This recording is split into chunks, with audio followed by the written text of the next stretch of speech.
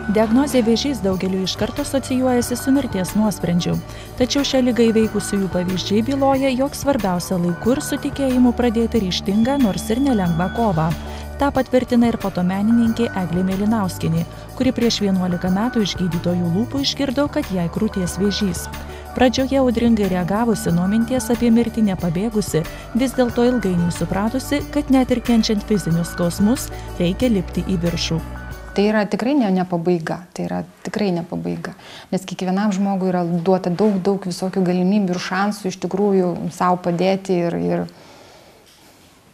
tikrai reikia tik tai atrasti savyje jėgų, o mes kiekvienas jų labai daug turime, tikrai. Net neįsivaizduojam, kiek mes jų turim. Atliktų tyrimų duomenimis, kone kas antras lietuvis krūties vėžį vis dar laiko mirtina liga.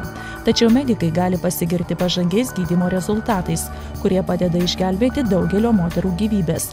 Tik svarbu, kuo anksčiau diagnozuoti ligą. Čia yra išdidinta šita vieta, čia vėžys.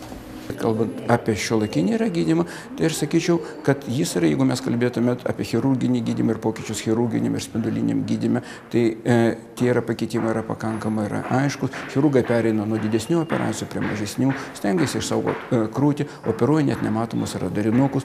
Radioterapeutai taiko gydymą, kuris gali užtrukti ir žymiai trumpesnį laiką, tačiau kalbant apie chemoterapinį, medikamentinį gydymą, šiuo metu yra galimybė ir tas vadinasi kaip taikinių terapija, žinot, vėžio biologija grinai veikia ne visą organizmą ir naviką, o veikti grinai vėžinę ląstelę. Tai yra iš tikrųjų tie pažangus gydymo metodai, kurie šiuo metu yra prieinami Lietuvoje ir Lietuvos gydytojai turi galimybę skirtos yra vaistukus.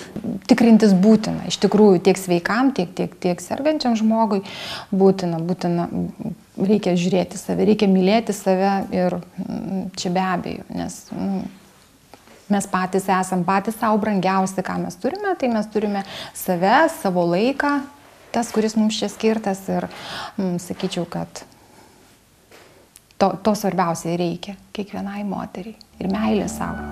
Spalio mėnuo visame pasaulyje skelbiamas kovos su krūties vėžiu mėnesiu. Krūties vėžys dažniausia onkologinė liga Lietuvoje. Kasmet jie suserga apie 1500 moterų. Tyrimai rodo, kad tikimybė susirgti krūties vėžiu yra 1 iš 9 moterų. Labai retai šią ligą serga ir vyrai.